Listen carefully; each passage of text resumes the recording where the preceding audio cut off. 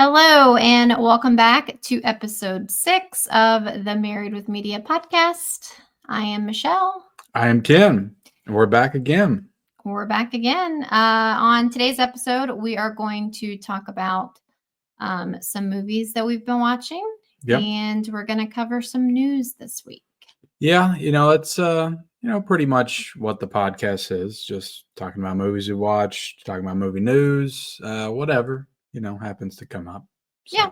I mean, I feel like we've done a mixture. We've had some topic-centric podcast episodes. Yeah, we've focused on one thing, and then we've done this. So, yeah. How you doing today? How are you doing today? I'm it's the end of our weekend, so we're getting ready to go back to work. So that never feels great. Yeah. But it is what it is. That's life, right? Well, we also have the daylight savings time working against us. This is the bad one where you lose an hour. Although not every state deals with that. I thought it was just Arizona that didn't do it. Oh, is it just them? I think so. Oh, I thought it was multiple states. Maybe not. I don't know. I just always heard Arizona doesn't do it for whatever reason. Yeah, that's all. Yeah, I mean, I don't know why we do it. But the one good thing is that means spring and summer is coming, more sunshine, hopefully. Yeah. It'll be light for longer. It'll be light for longer. And that always kind of makes you feel like you have more time in a day, I don't know what it is, but once it starts to get dark, even if it's only, 7 o'clock, you just feel like it's time for bed or something. So, but anyway, are we gonna talk about some movies first? Yeah, I figure we talk about some movies. We watched, a few movies since the last time we talked about movies because we did the Oscar show this past week. So we didn't talk about the newer films we watched. Yeah. Did you want to go in any particular order? We can. I don't know if you want to. We discussed it briefly when we were talking about the Oscars, but I didn't know if you wanted to talk about The Apprentice because we watched that last week. Didn't really talk about it. We just talked about it in reference to the Oscars. Yeah. But I liked it. I thought it was okay. Yeah. Great performances. Okay movie, I'd say. Yeah. Yeah. We rented that one, right? Did we spend money on it? I think we did. Yeah, I because I felt like I needed to see it.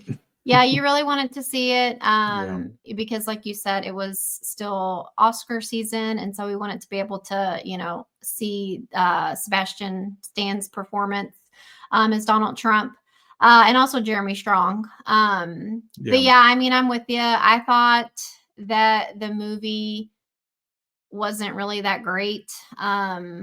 I thought they did a good job of not obviously it's a movie about Donald Trump, regardless how you feel about him. Everybody's got their own stance, but I thought it did a good job of playing it down the middle, almost playing it straight, except for maybe one scene. I feel other than that, I felt like they played it pretty balanced. It didn't feel like a hit piece or anything like that, at least not to me. Yeah, I mean, I would say that it's kind of tricky because I don't know Donald Trump's, whole life story. Yeah, I didn't even look into anything to say, oh, was that real? Did that really happen? I didn't look into none of that. I mean, there were definitely as he's starting out in it, he definitely, seemed like a nicer person. And of course, as he got more and more wealthy and older, it seemed like he started to turn into a not so nice person. Yeah. And so I feel like when it got to that part of the movie, they definitely weren't painting him in a very, good picture. Yeah, you got a point. There's a few scenes like that. There were some scenes, where he was, quite terrible to his first wife. And I don't know if that's accurate or not. I don't know if she's put it out there how he treated her, because some of those were very personal, intimate. There's one scene in particular that's very specific. And it's you would need to know what actually happened to be able to put that on there. Right. So I don't know. It did very much like an accusation of sorts. Yeah. So unless that's been verified, I feel like that was a little obviously negative Yeah, yeah. toward him. That's the one scene I was talking about. Yeah. So anyway, but I felt like he did pretty good. I feel like as the movie went along, he became more and more like Donald Trump, Yeah. And I thought that he was pretty good. But for me, I feel like Jeremy Strong was the like Yeah. He was great great. performance in it. I like Sebastian Stan a lot too. I thought Yeah.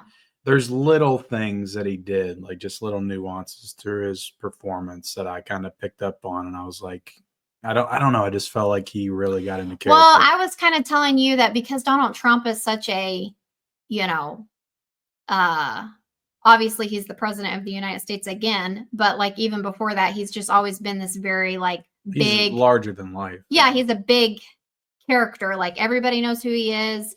And I think for me, it's kind of like hard or tricky because there's so many people out there who do impressions of him now. So that when I Yeah. see an actor trying to be him, it just seems like another person doing an impression of him. Well, I guess that's what I meant. It did not feel like an impression to me. It Yeah. felt like he was legitimately trying to capture the essence and aura Yeah. of Donald Trump in his performance. It didn't feel like an impression. Yeah. To me.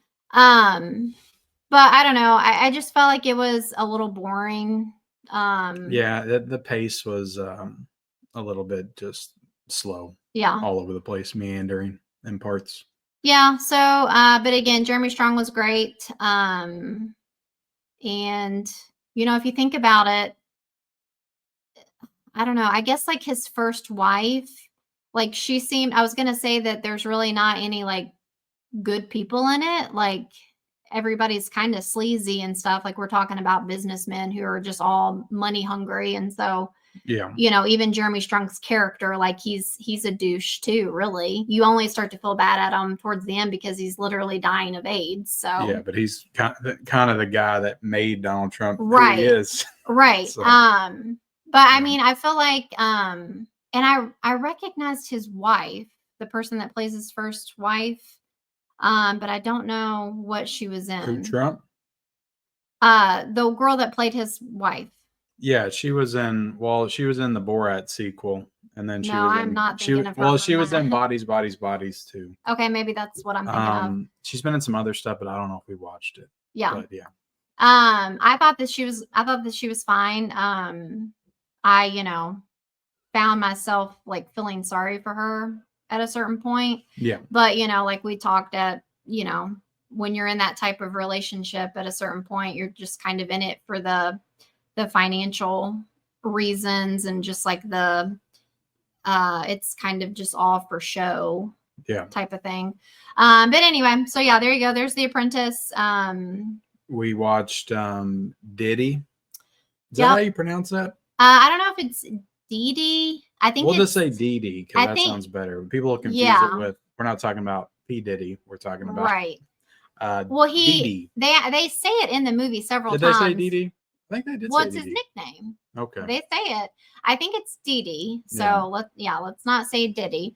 But yeah, so again, I'm still on my Asian. Well, wait, this was not Asian, right? Or is it? I think the family was from Taiwan. Yeah. But it's not like it's an English film. Like it's not complete like foreign language film. And there is some. There is some. Yeah, it kind of goes back and forth, but I'd say it's predominantly English for the most part. But I don't know the filmmaker. I don't know if the filmmaker's Taiwanese or not. Where is Thailand on a map? It's over there in Asia somewhere. So I'm not exactly Asia. Sure. Yeah, it's in Asia. So can I say it's an Asian film? Asian, yeah. Okay, that's all I needed to say.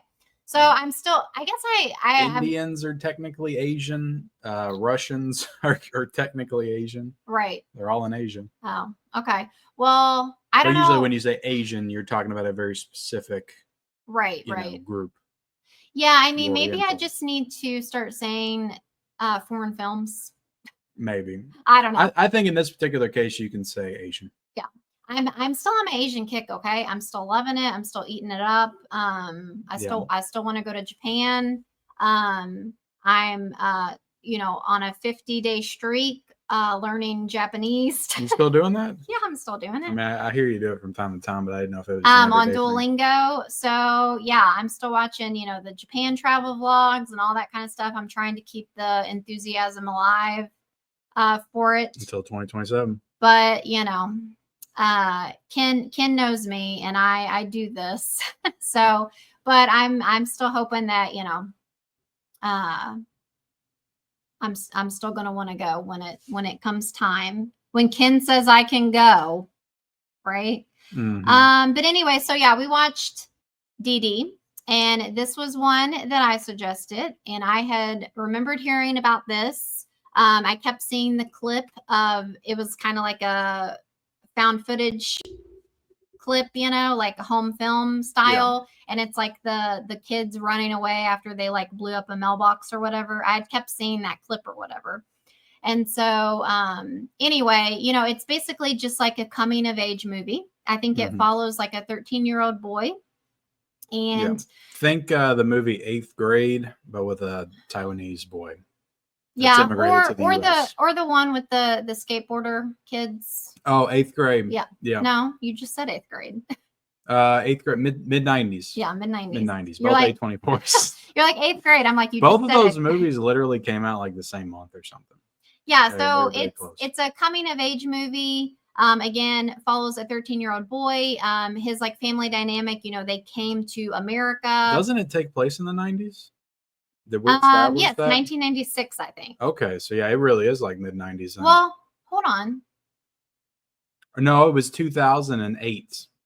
It was 2008. I remember. No, I don't think it was 2008. I think it was 2008. He's on AOL. I think it was 2008. I remember it now, like very specifically. I don't. You can fact check me after the stream. Okay, whatever. If you can't think of an alternative, then we'll go with 2008. It definitely wasn't the 90s though. Now that we. Yeah. But anyway, like the family dynamic is, they came from, I'm trying to think where they came from. Taiwan. I guess they came from Taiwan to Hold on, real quick. Is it weird to you that we can watch a movie that takes place in the 2000s and that's like nostalgic and it's 20 years ago now?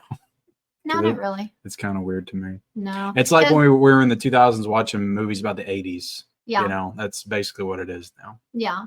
I mean, I feel like we've been talking about nostalgia for a long time now. Like I literally live my life on nostalgia. Like I'm always weeping of the past, and like that's nothing new for me.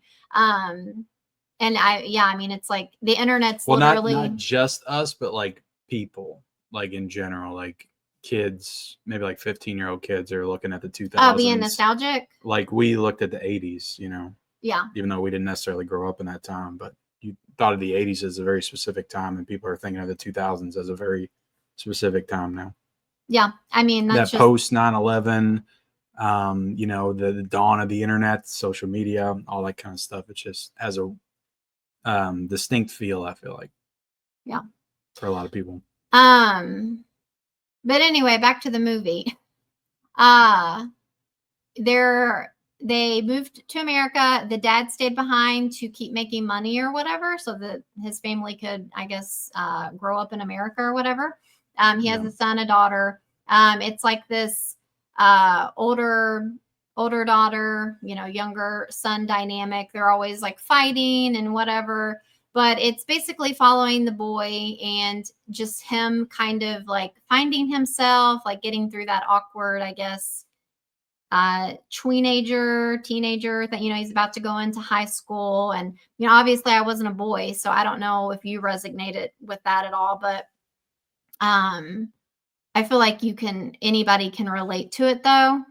Yeah, I mean, he's, obviously young boy trying to impress girls, get with girls, get them to go out with him and stuff like that, but he's making a lot of mistakes, and and he's also trying to find like his friend group, and friend group it kind of like shows him like losing friends and getting new ones, and stuff like that. And I don't know, I just thought that it was, I just love those type of movies. I mean, I feel like we say this all the time, but the slice of life movies, there's just something I guess it just feels very like personal and just relatable and feels real and authentic and true and pure and just like all the things. I don't know. It just those just always really like resonate with me. Yeah. Um so I enjoyed it quite a bit and yeah, I thought it was sweet. And of course it's got the whole um there's a nice little like mother son dynamic or whatever. Hmm. The mom, since the dad's not there, he's, at making money or whatever. She's got a lot on her shoulders and um like you said, her son keeps getting in trouble and she's just like, what am I going to do with you? And I don't know if you remember the ending, but I just thought that that was a really sweet little moment. And Yeah. those always get me. So, Yeah. I like the grandma too. Always giving oh my always gosh. giving the mom shit. Yeah, the grandma was like the mother-in-law, and so she's just always yapping, but just so funny and um I don't know, it was just good. So Yeah. I definitely recommend that It was a one. good movie that I didn't really know what it was. Like I saw the Blu-ray cover of it because I think I talked about it, Yeah. but I didn't know what it was. So you put it on my radar. So good job. Yeah, well, You picked another banger. I don't think you liked it as much as I did, but Oh no, I mean I liked it quite a bit. I like movies like that. yeah. Just simple movies. But Okay, what else do the we next watch? movie, not so good a job picking, but Mother's Instinct. Mother's Instinct. Yep. I remember seeing this one. It has Catherine, what's her name? Uh, I can't remember. It has Anne Anne Hathaway. Hathaway. I keep wanting to say And Catherine. it's got God, the girl Just from Jessica Jessica. Chastain. Jessica Chastain. We got there. Yeah. So it was set in, when would you say The that was? 60s. Maybe the 60s. Yeah. And Somewhere around what there. did you compare it to? Like a Hitchcock? It is a modern day Hitchcockian thriller, is how I would describe it. How do you call it like a modern day though when it's set in the 60s? Well, it's set in the 60s, but it was made today, so it's a Okay. modern day Hitchcockian thriller, and they set it in the 60s to give it even more that vibe. It's extremely, I don't know, like I don't regret watching it. There's interesting things about it, but it's basically a very generic, bland version of like a Hitchcock thriller. So Well, basically, it is about these two friends, and they have this kind of like cookie cutter, perfect, little community. They live next door. They both yeah, have a kid.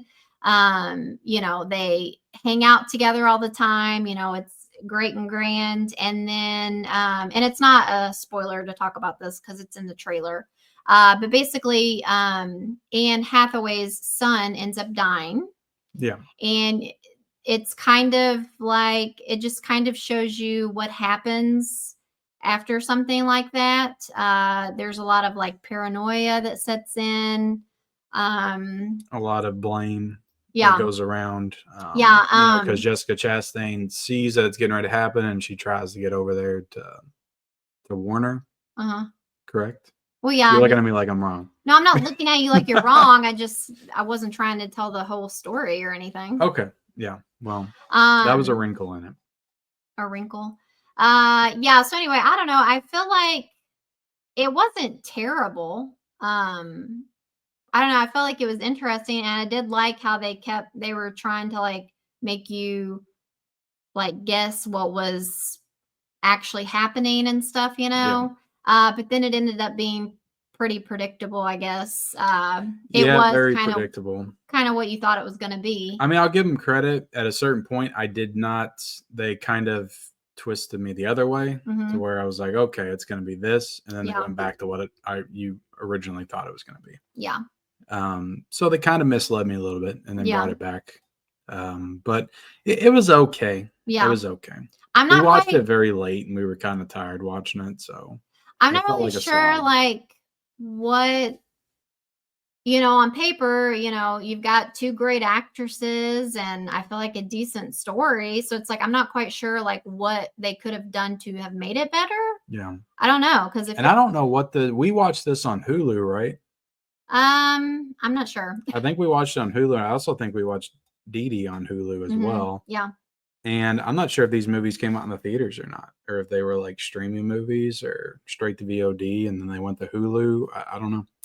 Yeah, I can't remember. I thought that But it honestly feels a little bit like a straight to video, like Lifetime movie you think? kind of deal. Like this is the kind of movie you'd watch on the Lifetime channel back in the mid 90s. Well, I feel like you're saying that though just because of the time period that it's in. Maybe. Also just I don't know, it just has that feel. Yeah, so anyway, I don't guess I don't know if I watched a lot of those movies back in the day. My grandma liked them. Yeah. I'm not sure if we would recommend that one. No, but there's some interesting things about it. Yeah. If you like those old school like Hitchcock like thrillers, you might get something from it. Yeah. And as long as you're watching on streaming, not spending a lot of money, then it's fine. I mean, it's a little sad, like yeah, you might enjoy it. Yeah, you might enjoy it. You might enjoy it. I don't love, when kids die in movies and stuff. So I remember when I heard about it, I was like, ugh, I don't know if it tackles grief well, your mental state after it. Yeah. Like you said, just the paranoia of everything and like what happens after that. You see that happen in movies a lot, but like what happens after that? Like really getting into the family dynamic after something like that happens. Yeah. And how they move on from it or don't. Yeah. Okay, do we have anything else? Yes, we have Here.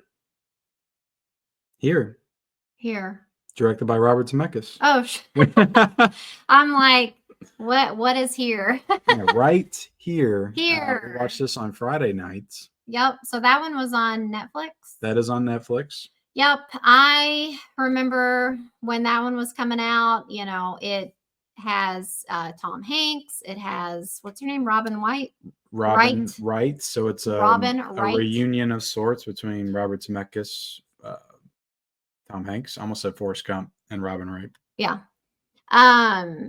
So anyway, I remember seeing the preview for this one and I was like, ooh, this is going to be like a tearjerker. Like, I just thought that it was going to be really good. Like, I knew that it followed them through like much of their life. And I just thought that it looked good.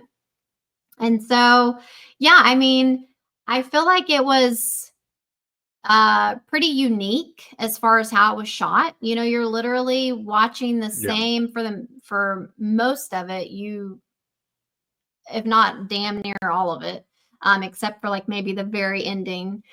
You are literally watching through the same exact shot. Yeah. And it just kind of jumps back and forth through all different time periods of what happened in this plot of land. Before there was even a house there. Yeah, it literally starts with dinosaurs. Yeah.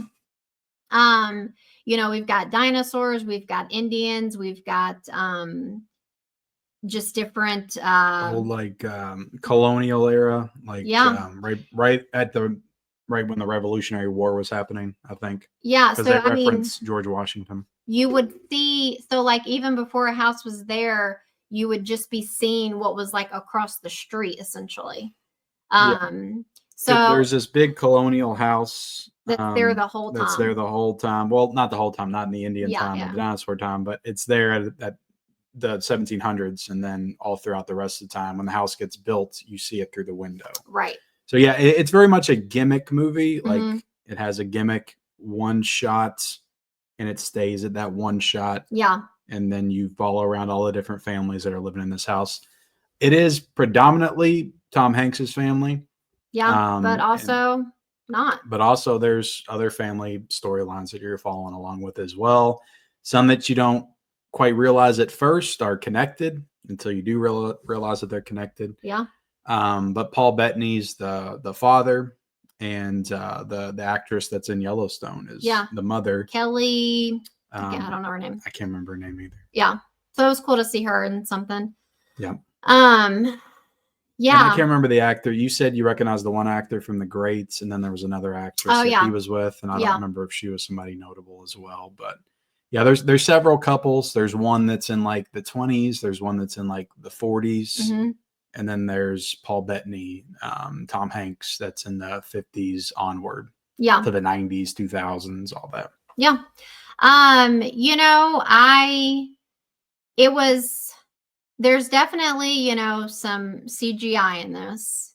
There's obviously de-aging, that was a little apparent. I tried to like overlook it. You could tell it's Robert Zemeckis because I feel like he's using close to the same technology as like Polar Express and Yeah. Beowulf in that era of Yeah, Zemeckis filmmaking. A little bit, yeah. But you know, I tried to just like enjoy it for what it was. I still feel like it was again unique.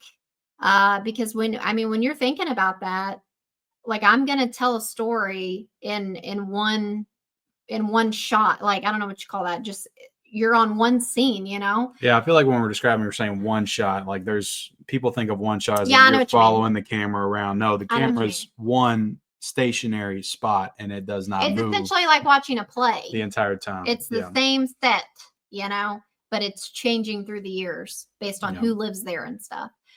So anyway, when you think about that, I mean, it really is quite impressive to be able to tell a story or stories, you know, about all the different. Again, I'm a sucker for just that like real life stuff. And it's like, it's just crazy it makes you think like, wow, like what happened before our house popped up here? You know, what kind of things went down on this plot of land? Think about in the future, who's going to live in this house? Like we're the first ones to live in this house, but like, who knows who could live in it, you know, 100 years from now or whatever. So it's just very, kind of deep and get you in your feels. And so yeah, again, I feel like the CGI stuff would kind of take me a little bit out, because there are some parts where they kind of like get close up to the scene. It would be kind of like when they're leaving the living room. Essentially, it's like the living room that you're watching. And there would be parts where they would like be walking out of the living room. So they would kind of get up close to the screen, you know? Yeah. And you kind of notice like the de-aging or the whatever. But I don't know. I still thought it was pretty good. It was kind of long, wasn't it? I feel like it was almost 2 hours. Yeah, so maybe not like terrible or whatever, but I mean there might have been maybe could have made it a little shorter. You know, there's a lot of, I don't know if every little scene that they did necessarily added to the story or whatever. Like if we could have gone without some Christmases or I don't know. But again, I thought it was really cool to just see everybody. I mean, I'm going to be honest, it's a very depressing movie. Yeah. It's depressing, but also lovely at the same time. I mean, it's just about life, you know, like everybody getting older and people passing away and, you know, it's about the passing of time essentially. So, yeah, it's about regret. It's about not doing everything that you thought that you could have done with your life and that whole thing, which, you know, it's different when you're watching when you're almost in your 40s and you're like, oh God, what could I have done by now, you know? Yeah. So but it was very creative. I enjoyed it a lot. Very cool how they would do the transitions as well. How they would like show the little squares. And I don't know, it got on my nerves at first. I'm like, I don't know if I can get used to this or not. But then I started to get used to it a little bit and they actually used it in some very creative ways.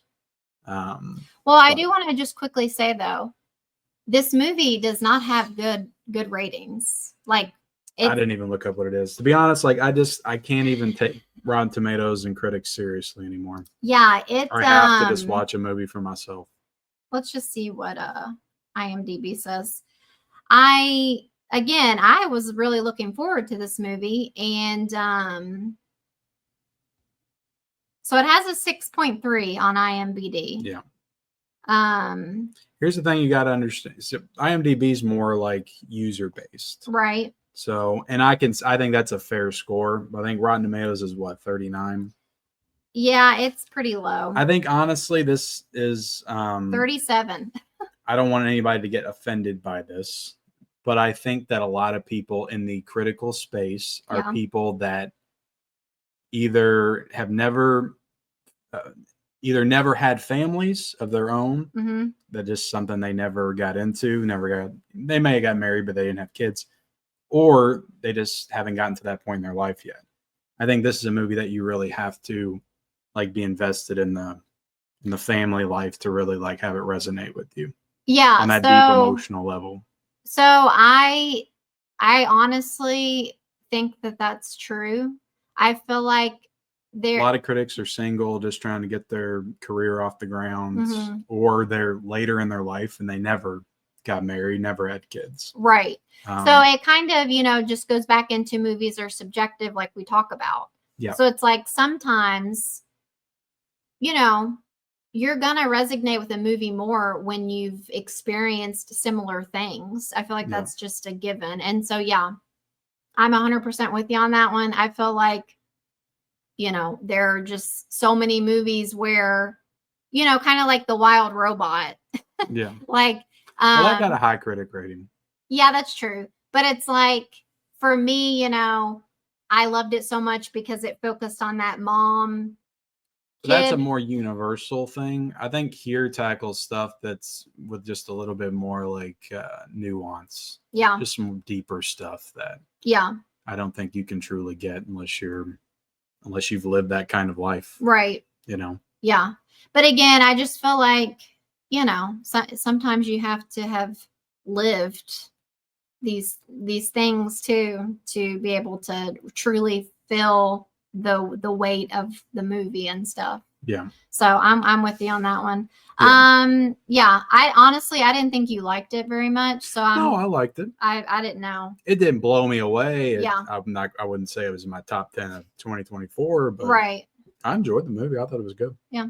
And good. I think a nice win for Robert Zemeckis, who hasn't really made a good movie in quite some time. Yeah. I think this is actually a good movie that I would recommend. Yeah. So. Yeah.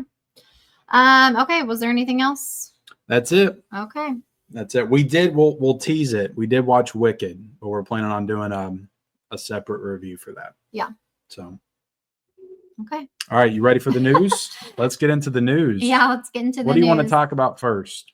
I'll let you pick. I don't care. Surprise me. You're the one that we're gonna bring up your girl first. Miss Blake Lively. She is nobody's girl. She attended the Another Simple Favor premiere. Is that what it's called? They had a premiere for it I think it's at the film festival right now. South by Southwest, I think, is going on, which is a film festival. Even know. I've seen a lot of critics on social media going to it. Yeah. I think she attended the premiere there. Paul Feig was there, Anna Kendrick. Paul Feig's the director, right, of the movie, and she's looking as happy as can be. Yep. At her premiere. Well, yeah, there's the title right there. Another Simple Favor. Yeah, I wonder how much these people were paid. No. Which, it is what it is. It's her movie, so why not get out and promote it? So, I mean, yeah, obviously she doesn't care to get out in the public. They went to the Saturday Night Live, special. So, I do feel bad for all of her fellow actors that are in this movie, because, they have to be, even if they still like Blake, which I'm not sure how they feel, but there's definitely people that are not going to watch this movie because of her. Mm-hmm. And so obviously that affects the other people that were in the movie. And, the first movie, A Simple Favor. Do you think was it chosen to go on streaming before all this happened, or was it after? Honestly, I'm not sure, but my guess, announced it after all this started. Yeah, my guess is that it originally would have went to theaters. Because we saw the first one in the theaters on my birthday. Yeah, and I mean, I liked it. We watched Hellfest, and then we watched A Simple Favor. Yeah, I enjoyed A Simple Favor. Do I think that they needed another one? No. Yeah. And again, this one's going to Prime, isn't it? Prime, yeah. Prime. Yeah, I mean, I'm gonna watch it.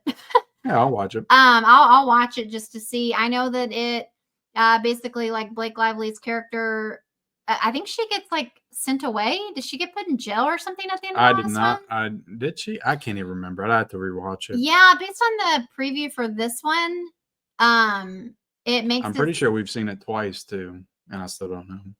Yeah, I think she gets like caught Yeah. for like what she did. And anyway, somehow she gets out and she's gonna marry this guy, and they go to I don't know where they go, some island or something, and this one's taking place somewhere else. But yeah, it does seem like it's a step down from the first one. It definitely has more of a generic. Well, Paul Feig to me is very hit or miss as a director. What you looking at? There was like an error at the bottom of the screen, so Oh, I'm that's just been making there. sure. Yeah. I thought we might have been muted again. No. Yeah, so yeah, I don't know. Was there anything? This isn't really a story. It was just Okay. like she's at the premiere having a good Yeah. time. Let's talk about it. Yeah, I didn't know where we were going with that, but I know you like to get into all the Blake Lively drama, so this was just another it's chapter still going. in the developing story. Okay, well, you want to talk about some death? Sure. Okay, so Gene Hackman, R.I.P. That's not it. Hold on a second.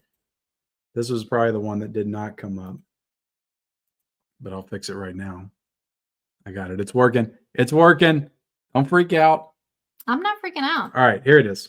We're professional around here. So Gene Hackman passed away. Was this a week or 2 weeks ago now? This would have been a week and a half ago. Yeah, it's been like 2 weeks, I thought. And the circumstances surrounding his death was very mysterious, to say the least. Well, we just found out, I think it was on Friday or maybe Thursday, that Gene Hackman died a week after his wife. And both of them died of what they're saying is natural causes, but I don't even know if that's the case. Well, I thought this was my story. Go ahead. I keep up with all the drama, as you say. Yeah, I was just bringing it forward. You take the lead. Well, you acted like you were going to tell the story. Yeah, I watch a lot of like crime stuff and like true crime network and stuff, and so they cover this type of stuff as well, I guess, because it was being deemed as suspicious or whatever. So yeah, yeah, they completed the autopsy. Well, okay, so originally they were like, thought it was carbon monoxide, something like that. Him, his wife, and their dog we heard was dead, and so they're like carbon monoxide, and then as of course, but they also had 2 other dogs, right? Yeah, but they were roamers. Okay. They were roaming. Apparently they lived on a big plot of land. Okay. So anyway, and then as more, gossip, more information comes out, people were saying like the door was open, there were pills scattered around. And so anyway, then they said, okay, maybe we need to check into this. We're gonna have to investigate. And so they completed the autopsy, and they ruled out that it was not carbon monoxide poisoning. And then they said that his wife actually had the mouse disease. What do you call it? I'm not even familiar with the mouse disease. I've heard somebody else call it that. How do you say it? She had a virus. She had a virus. Mouse. It's like deer mouse disease.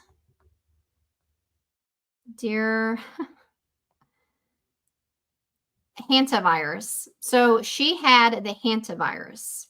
When they did her autopsy, she tested positive for the hantavirus, which is given to you by mouse droppings. Okay. Which really freaks me out because we actually had a mouse in our house one time. And a mouse in the house. Yeah. And so it was like this whole big thing catching this little fucker. Okay. Like it was 2019. We tried all the things, and then we went on vacation and left the mouse here. Surprisingly, we tried the very standard mousetrap last, the good old snap, break the neck. And that's what caught the fucker. And it was actually really sad because he was a little guy, and he had been in our house for like a month at this point. And we just went out, and there's a dead mouse with some blood, and we were just like, yay, but oh, that's kind of sad. But anyway, he definitely left some droppings, and you know, like I wasn't like going around like touching them with my hands or anything, but apparently like you have to be very careful with mouse droppings. Like that kills you. Like it's crazy. Like if that mouse had the disease, like you could die from it. So it's crazy. I had no idea that it was like that serious. But anyway, she actually died from the hantavirus pulmonary syndrome. So like that virus basically like caused her heart to like she had like Give a out. cardiac arrest from the virus. So technically she didn't die from natural causes. She had a Well, virus. that's what I was saying. That story was a little yeah. a little So misleading. Variety. Yeah, I think maybe they were just trying to say that nobody did it or something like that. Yeah. Probably. So apparently she died from that. And, when they did Gene Hackman's autopsy, his was his was natural. They said he did not have the virus. He did not test positive for the virus, that he died from, heart disease, and he had Alzheimer's. And apparently it was significant enough to where, from what they say, she died, and then he must have been wandering around his house for a week before he died. Yeah, because like you go into the comment section of this post and everybody's like, wait, what? Like she died a week before him and he was there and didn't notify anybody? Right. And it's like nobody reads like the description Yeah. of posts at all, I guess.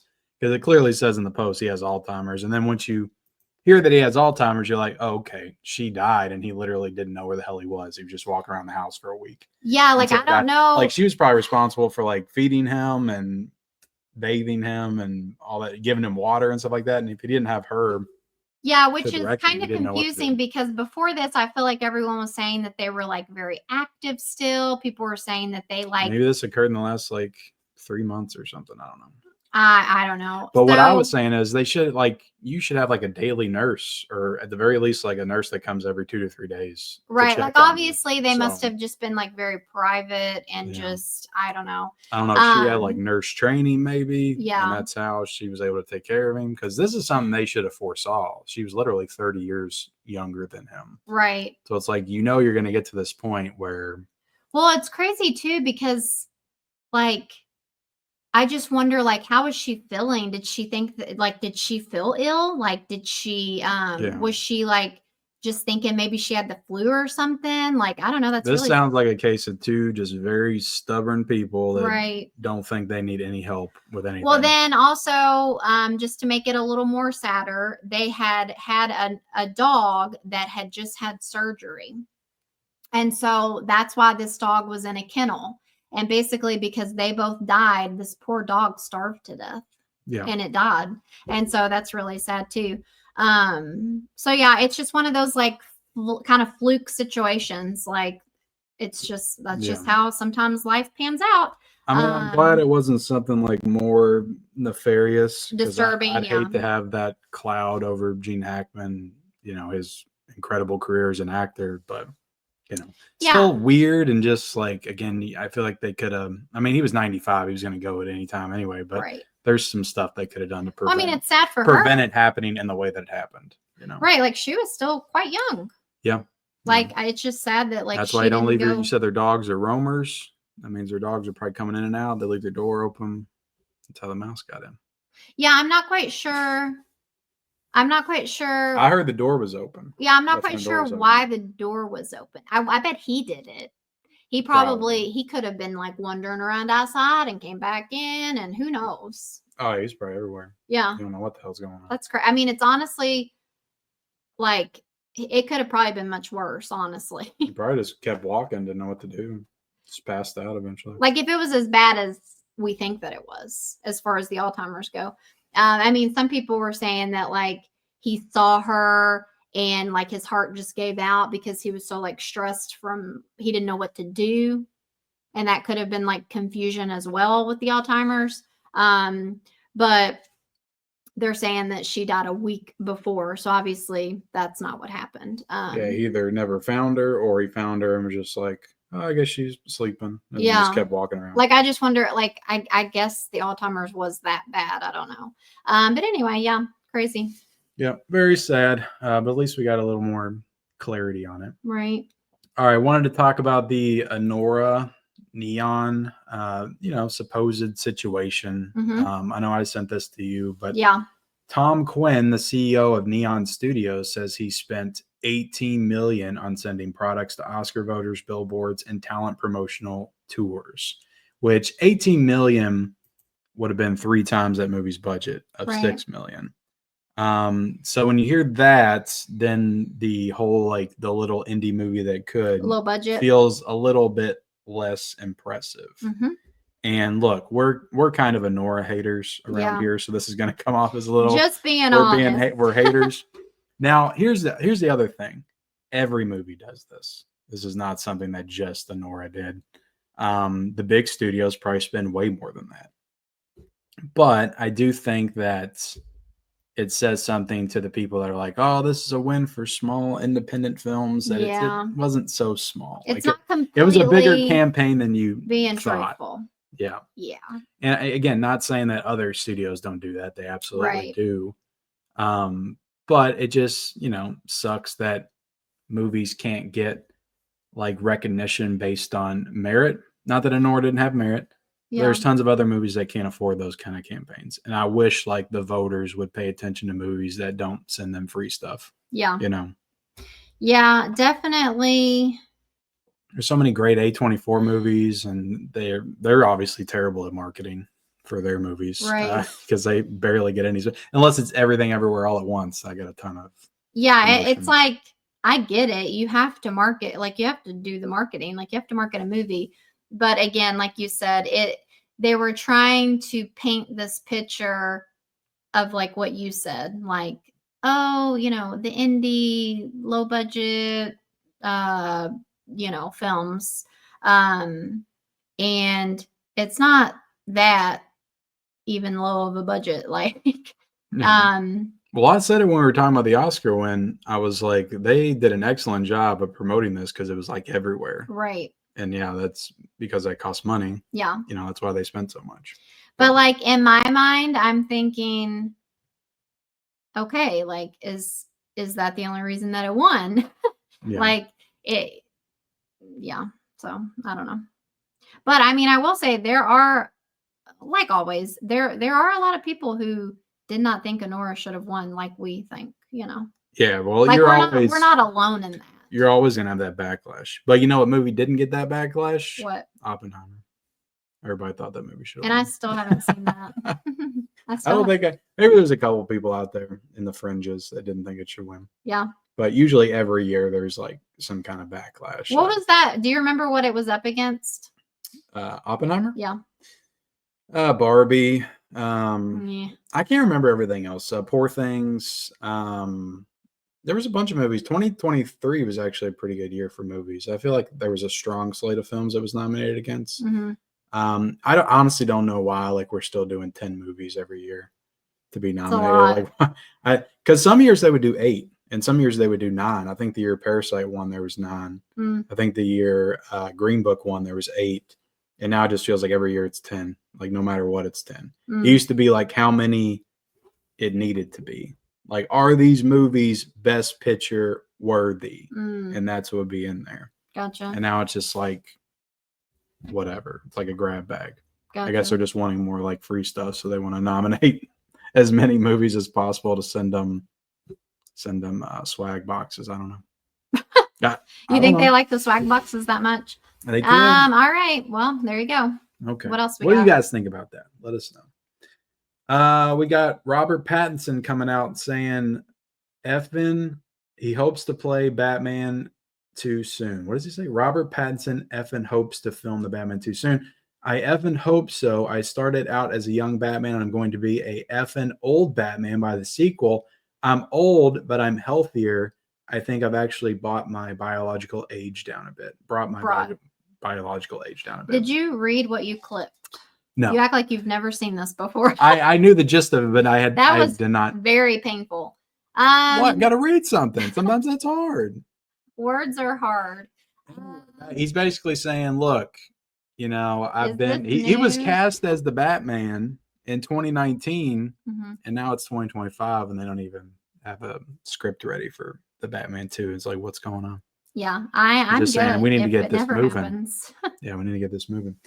Emo Batman. Is it news? I don't know. I still can't believe that I went to the theater to see that. I tried to only clip like one superhero bit of news. Good job. I thought that was the one. I don't know about it, but slow news week, I guess. Well, there was another one about Robert Downey Jr. writing his Doomsday origin story, but that was the only other one. Gotcha. But yeah, I mean, I like Robert Pattinson. I still want to see Mickey 17, so I don't know when you're gonna take. Well, speaking of Mickey 17, we got a story about Mickey 17. Let's get into it. Okay. The box office for Mickey 17 this weekend, because we're filming on a Sunday. Yeah. It's projected to be 19 million in the US, which is very, very low for a movie that costs, I think, 130 million to make. Ooh. And that's not even the marketing budget, which I'm sure they spent a fair amount on that as well. Oh no, I feel probably so bad almost for him. 200 million. Not Robert, but Bong Joon-ho. Yeah. So yeah, the movie is likely not going to make a lot. It's not going to make its budget back. I hate that. Which, like, why are you making a movie like this for 130 million? That just goes back to the whole, like, why are we making these movies budget this big? Like, yeah. Why? I mean, it looks like an ambitious film with a lot of moving parts. It looks expensive. Like, when I look at it, it feels like the money's there. Right. But also, I haven't seen it. Yeah. But also, like, it's an original IP. Well, wasn't it like based on a book? I think maybe.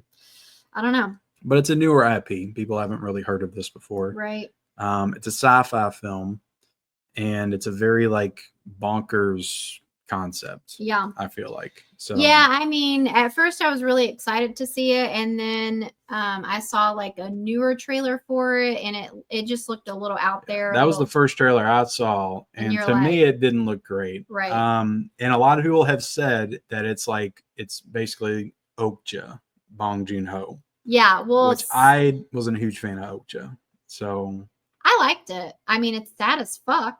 Okja. Yeah. Yeah, I remember thinking it was okay, but I wasn't a big fan. You remember the ending, right? Yeah, it gets very dark. It's sad for like as hell. No reason. The movie's like extremely lighthearted the whole way, and then it gets very dark and twisted. Yeah, I don't know. Which maybe Mickey 17 does the same thing. Somebody said that I saw somebody that reviewed it, and they said that it kind of like it gets real silly, and it kind of gave them the same kind of like it has like kind of a political aspect to it. And somebody said that it reminded them of Don't Look Up. Do you remember that movie? Oh God. That came out on Netflix. Kind of where they're like making fun of the political world that we're in, kind of thing. Yeah. What's his name? Mark Ruffalo. He's in it. Mm-hmm. I think he's playing like the president or something, and he's just like real goofy in it, from what I heard, kind of like his Poor Things character. I don't know, Mark Ruffalo. He's just like really. I feel like he's just really gotten weird. Like he's just like he goes from being the Hulk to like being these like really weird characters. Hold on, he goes from being 13 going on 30. Yeah. Crush to the Hulk. True. There's other stuff in there too, though. I mean, I guess you would say like Hulk is like bland and whatever, and he's just like doing these like really. Well, Hulk actually used to be my favorite superhero. Yeah. One of them. So I feel like he's became bland in the MCU. I still want to see this movie. But I'm not, I guess, confident that I'm gonna like it. It might be a little too out there for me. But I guess there's a part of me that just wants to still stand like like still want to be a fan, of his work. But I mean, to be honest, we got a movie we could watch, Snowpiercer. You haven't seen it. I haven't seen that. Oh, you haven't? I have not. I've been wanting to watch it, but I haven't got around to it yet. Well, I guess we need to watch that like now. We can watch it tonight. Because I mean, I guess like we watched, what is it? Murder. I've heard good things about Snowpiercer from pretty much everybody. What was the movie we watched? Memories of a Murder. Memories of a Murder. We didn't love it. Yeah. And it's like we love Parasite. Parasite's the only movie of his that I love. Right. So that's why I'm kind of like, I don't even know like why I guess I have this confidence in him or whatever. But again, I guess I'm just like on that foreign film Asian like Well, this isn't really that though. It's not. I This mean, is yeah, like an it's got American. Steven Yeun in it, but yeah, it's more of his like American movie. Yeah, he's in this too. He seems to go like back him. and forth. Like he'll do a more like South Korean centric film, then he'll go do like an American film, then he'll come back and do something like Parasite. So I'm waiting for his next Parasite. Like I want a more like dark, socio-political thriller like that. Yeah, I don't know. I don't know. I guess I just still like appreciate that. Oh, he's somebody with a vision for like, sure. Like, yeah, I don't know. He has a vision. He has a tone. He is very much an auteur filmmaker, as they say. But we didn't go see Mickey 17 like we were planning to, and it looks like maybe a lot of people didn't do the same. Yeah. So the movie's gonna bomb, and Bong Joon-ho hopefully will go back to making smaller, but independent films. We just need a babysitter, like you should. Yeah. So there's a new Resident Evil movie coming out, and it's directed by the same person that did Barbarian, and it's coming out in 2026. Do you have any thoughts on this? That's a long time away. So right now I don't care. Do you have any? Well, 2026 is next year. That's true. Shit. I thought we were in 2024 for a second. Resident Evil. I mean, the Resident Evil movies, they started out like cool. Like I remember when those came out. First one and Apocalypse are good. Yeah, I mean, I always talk about how I love like the sci-fi stuff. Like I love that apocalyptic shit. But now it's just like so like common, and so like back then it was like more newer and like you said, just felt so in the future, and now it's like we are in the apocalypse. Yeah. So I don't know. We're literally like 2 years away from the zombie apocalypse right now. The zombies, like they don't feel as like foreign anymore or scary. Like it. I will say I'll take this off here. They have really never done a Resident Evil film right. Mm-hmm. Because the first Resident Evil movie, does not really follow the story of the first game.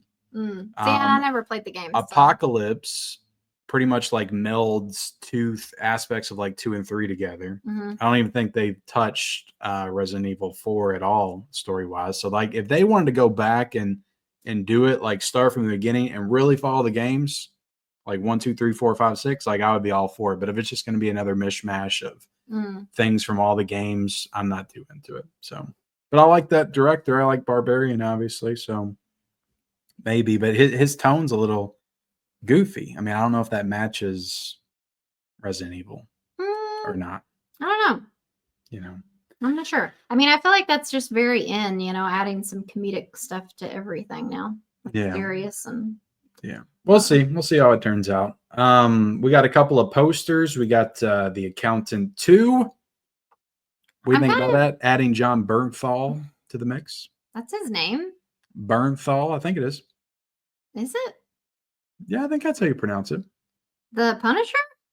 The Punisher, Shane from The Walking Dead. That's his name? That just like doesn't sound right at all. I think it is. Yeah, I mean, you can see it right there. Bernthal. Okay. That's how I pronounce it. I've never seen The Accountant, but honestly, I really like that guy.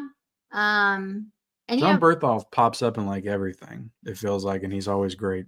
Yeah, I mean, like from what did you watch The Punisher? I watched Daredevil season 2, which he's prominently in that season, and I watched like the first 2 episodes of his actual show. So I'm trying to think. There was a movie, right? But that wasn't him. That wasn't him. Yeah. No. They did a TV show. I think there was 2 seasons of it, but I was out of that universe by then because they wanted me to watch like 5 different shows. Well, also he was in The Walking Dead. And he wasn't in it that long though, right? No, Shane dies in, spoiler alert. Was he in it for like a season? 2. Yeah. A couple seasons maybe, or I don't know when they met him, but anyway, you can take it off. I don't know. I feel like overall though, I do like him, and like Ben Affleck, he's good. I mean, he's Ben Affleck, So even though that's like not my typical type of movie, I am kind of interested in seeing it. I don't know. I'm almost 100% positive we watched The Accountant together. I rented it from Redbox back in the day. I don't even know like what. It had Anna Kendrick in it. The first one did. I don't even know like what the He's basically, I feel like he's like premises. autistic and he's just like really good at math. Okay. And he's also maybe a detective. I think that was a storyline. I can't remember. Yeah. I will say it's kind of like. No, he was like really good at math and he was also an assassin and he was also autistic. It was something like that. Okay. Something like that. I don't know. Maybe I don't know. I'm kind of interested. It's been a while. Interested. We got a new poster for Screamboat. Oh my God. Which is what the hell is that? I just pulled this up for you. That's the same guy that plays Art the Clown. The same guy. Terrifier 2 and 3, and the mean one. We never saw David that. Howard The Grinch Thornton. movie. Yeah, so David Howard Thornton is Steamboat Willie, and this is called Screamboat. So Steamboat Willie, who was the earlier iteration of Mickey Mouse, is now public domain, so people can use him to make movies. So this is like the Winnie the Pooh thing. Yeah. Using classic childhood characters as for horror icons. Jesus. So are you excited for this? No. Screamboat Willie? No. Okay. Looks like a dollar store movie. It does. But is that it? That's it. Oh.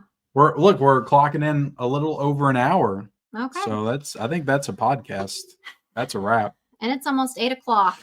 Yeah, I'm trying to think. So like you said, we are going to do a standalone review for Wicked, just because, that was like such a huge movie. And I feel like that's why I feel like we just need to do a standalone review for it. We're not going to say anything right now about it.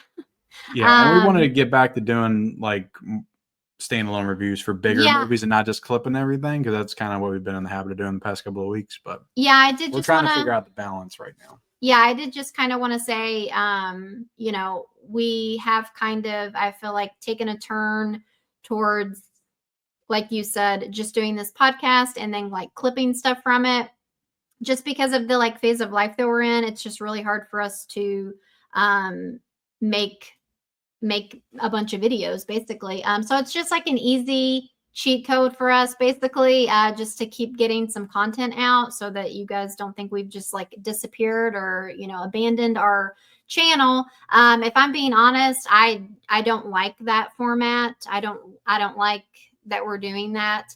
But there are people that may not feel like listening to the whole podcast. Right. That's kind of why we watch the clips. Yeah, that's kind of why we did it too. I would like us to, put out more quality content. But as we always say, it's just really difficult with the phase of life that we're in right now, just with our kids and work and all the things. I mean, you guys know you're people too. So, but anyway, thanks for hanging out with us for this episode 6. Yep. Thank you all. And we will see you guys next week. See you later.